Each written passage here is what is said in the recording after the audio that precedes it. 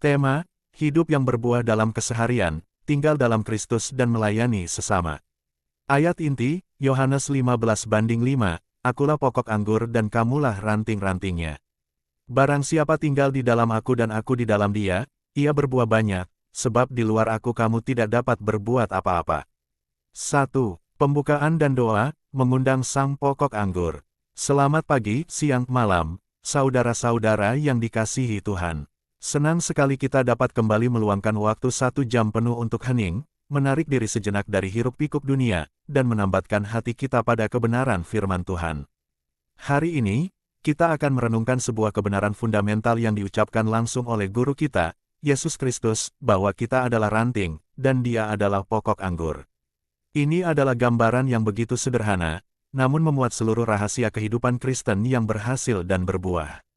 Mari kita tundukkan kepala dan bersatu dalam doa. Doa pembuka, ya Bapa Sorgawi, kami bersyukur atas anugerah waktu ini. Kami tahu bahwa di luar Engkau, kami tidak dapat berbuat apa-apa. Kami datang bukan dengan kekuatan kami sendiri, tetapi dengan hati yang rindu untuk tinggal di dalam Engkau. Kami memohon agar Roh Kudus-Mu memenuhi ruangan dan hati kami saat ini. Singkirkanlah setiap kekhawatiran dan kebisingan dunia, agar kami sungguh-sungguh mendengar firman-Mu. Kami serahkan seluruh jam ke depan ini ke dalam tangan-Mu yang penuh kasih. Dalam nama Yesus Kristus, pokok anggur kami berdoa. Amin. 2. Mendalami ayat inti, tinggal di dalam pokok. Mari kita buka Alkitab kita di Yohanes pasal 15, ayat 1-8. Yohanes 15 ayat 5, akulah pokok anggur dan kamulah ranting-rantingnya. Barang siapa tinggal di dalam aku dan aku di dalam dia, ia berbuah banyak, sebab di luar aku kamu tidak dapat berbuat apa-apa. Ayat ini menyajikan sebuah realitas yang menakjubkan sekaligus menantang. A. Ketergantungan total. Yohanes 15 ayat 5b. Yesus tidak berkata, di luar aku, kamu berbuah sedikit. Atau, di luar aku, kamu berjuang lebih keras. Dia berkata, di luar aku, kamu tidak dapat berbuat apa-apa. Kata, apa-apa, di sini merujuk pada buah yang sejati, buah yang memiliki nilai kekal, buah yang memuliakan Bapa. Pernahkah Anda melihat ranting yang terlepas dari batangnya? Ranting itu mungkin terlihat hijau sesaat, tetapi ia akan segera kering dan hanya cocok untuk dibakar. Ia tidak bisa menghasilkan satu pun tunas atau buah. Ini adalah ilustrasi sempurna tentang hidup yang mencoba menghasilkan buah pelayanan, kebaikan, keberhasilan dengan kekuatan, bakat, dan rencana manusiawi, tanpa koneksi yang hidup dengan Kristus. Intinya, kehidupan Kristen yang sejati bukanlah tentang berbuat lebih banyak, tetapi tentang tinggal lebih erat di dalam Dia. B. Rahasia, tinggal, atau menetap. Yohanes 15 ayat 7. Kata kunci dalam perikop ini adalah, tinggal, menetap, meno dalam bahasa Yunani. Ini adalah sebuah kata kerja yang menyiratkan keberlanjutan. Bukan kunjungan sesekali, bukan pertemuan mingguan saja, tapi sebuah gaya hidup. Bagaimana cara kita tinggal? Yesus memberikan petunjuk di ayat 7, jikalau kamu tinggal di dalam aku dan firman-Ku tinggal di dalam kamu. Tinggal dalam doa intim, bukan doa daftar belanjaan, melainkan dialog hati ke hati, di mana kita mendengarkan sebelum kita meminta. Kita menyerahkan pikiran dan emosi kita. Tinggal dalam firman, membiarkan firman-Nya menjadi makanan harian, bukan sekadar teori. Firman-Nya harus menetap, berakar, dan membentuk cara kita berpikir. Roma 12 ayat 2. Ia adalah sari makanan yang mengalir dari pokok ke ranting. C. Kontemplasi. Ambil waktu sejenak. Tutup mata Anda. Coba jujur di hadapan Tuhan, sudahkah saya benar-benar tinggal di dalam Kristus hari ini? Atau apakah saya sedang mencoba berbuah sebagai ranting yang terlepas, mengandalkan kekuatan diri sendiri? Berikan nama pada satu aktivitas rohani yang selama ini terasa kering atau terpaksa. Kemudian, serahkan aktivitas itu dan permohonkan kembali, agar Roh Kudus menjadikan saat tinggal Anda dengannya sebagai sumber sukacita sejati. 3. Proses pemangkasan, memurnikan buah. Ketika kita memutuskan untuk tinggal di dalam Kristus, kita harus siap menghadapi kenyataan ayat 2. Yohanes 15 ayat 2, setiap ranting padaku yang tidak berbuah, dipotongnya dan setiap ranting yang berbuah, dibersihkannya, supaya ia lebih banyak berbuah. A. Kasih Bapa di balik pemangkasan, ayat 2b. Allah Bapa bertindak sebagai tukang kebun yang ahli. Ketika kita sudah berbuah, Bapa akan membersihkan kita, atau memangkas kita. Pemangkasan adalah pengalaman yang tidak nyaman.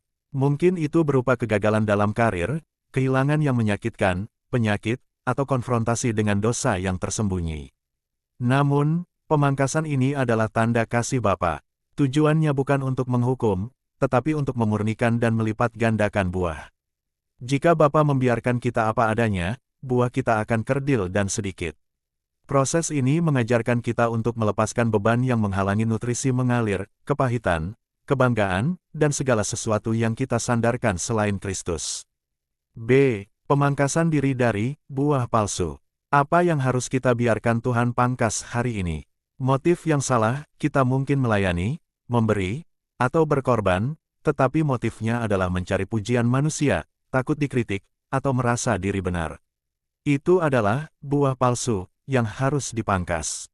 Kecemasan yang menguasai, kekhawatiran berlebihan adalah bukti bahwa kita mencoba memegang kendali di luar pokok anggur.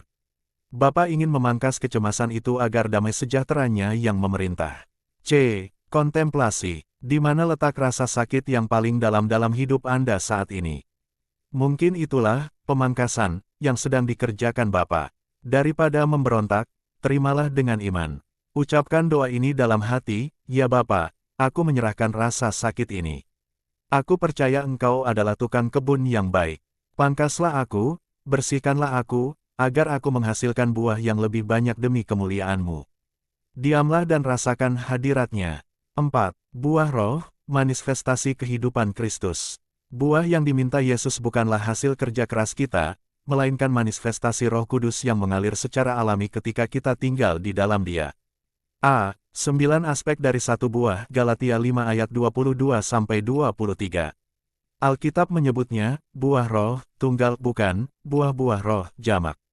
Ini berarti 9 karakter kasih, sukacita, damai sejahtera, adalah aspek dari satu paket kepribadian Kristus yang harus bertumbuh secara keseluruhan dalam diri kita.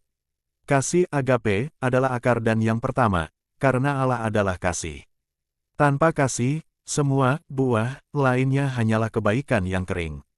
Sukacita, cara, bukanlah kebahagiaan berdasarkan keadaan, melainkan kegembiraan batin yang bertahan di tengah penderitaan, karena tahu bahwa Kristus berkuasa. B. Ilustrasi, buah roh di medan perang kehidupan. Seorang pria bernama Bapak Yusuf, baru saja dimarahi habis-habisan oleh atasannya karena kesalahan yang bukan sepenuhnya dia perbuat. Hatinya panas, dan dia ingin membalas dengan kata-kata tajam. Tetapi, dia ingat renungannya pagi itu tentang kelemah lembutan dan penguasaan diri. Dia menarik napas, diam sejenak, dan hanya menjawab, "Terima kasih atas tegurannya, Pak. Saya akan segera perbaiki bagian saya." Respons itu, yang bertentangan dengan naluri dagingnya, adalah buah roh yang matang. Buah itu tidak datang dari upayanya, tetapi dari sari kehidupan Kristus yang mengalir dalam dirinya.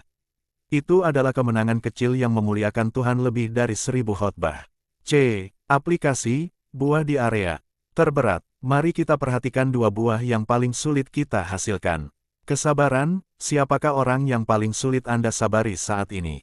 Pasangan, anak, rekan kerja yang menyebalkan. Kesabaran adalah bukti bahwa kita mengizinkan irama Tuhan, bukan irama dunia, yang mengatur hidup kita. Kebaikan, kemurahan, kebaikan adalah kasih yang bertindak. Sudahkah kita secara sengaja melakukan tindakan kebaikan, sekecil apapun, hari ini? 5. Komitmen dan doa penutup, menghasilkan buah yang kekal. Kita telah menghabiskan waktu merenungkan satu kebenaran agung, di luar Kristus, kita tidak dapat berbuat apa-apa, tetapi di dalam Dia, kita berbuah banyak. A. Janji hasil akhir, Yohanes 15:8.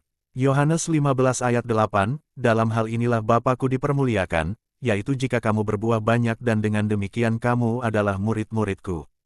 Tujuan akhir dari hidup yang berbuah bukanlah pujian bagi kita, melainkan kemuliaan bagi Allah Bapa. Ketika dunia melihat kasih, sukacita, dan damai sejahtera dalam diri kita, mereka melihat Kristus yang hidup. B. Panggilan komitmen harian. Mari kita ambil satu komitmen praktis hari ini, sebagai wujud nyata, tinggal di dalam Dia. Mungkin itu adalah berjanji untuk tidak memulai hari sebelum membaca firman-Nya. Membuat alarm pengingat di ponsel untuk berdoa hening di tengah hari. Meminta Roh Kudus untuk memberikan penguasaan diri setiap kali kita merasa marah atau ingin menghakimi. C. Doa penutup dan berkat. Mari kita satukan hati. Doa penutup. Bapa yang mengasihi kami, terima kasih karena Engkau tidak meninggalkan kami sebagai ranting yang kering. Engkau adalah pokok anggur kami, sumber kehidupan yang tak pernah habis. Kami menyerahkan setiap bagian yang telah Engkau pangkas. Kami memohon agar setiap perkataan renungan ini tidak hanya menjadi pengetahuan, tetapi menjadi benih yang berakar dan bertumbuh. Pimpinlah kami, Roh Kudus, agar hari ini kami tidak lagi mencoba berbuah dengan kekuatan daging, melainkan dengan kekuatan-Mu. Biarlah kehidupan kami memancarkan buah-Mu, kasih, sukacita, dan damai sejahtera, sehingga melalui kami, nama-Mu yang agung dipermuliakan. Dan sekarang, terimalah berkat dari Allah Bapa, kasih karunia dari Tuhan Yesus Kristus, dan persekutuan yang manis dari Roh Kudus menyertai dan memampukan saudara untuk menjadi ranting yang berbuah banyak, mulai hari ini sampai selama-lamanya. Amin.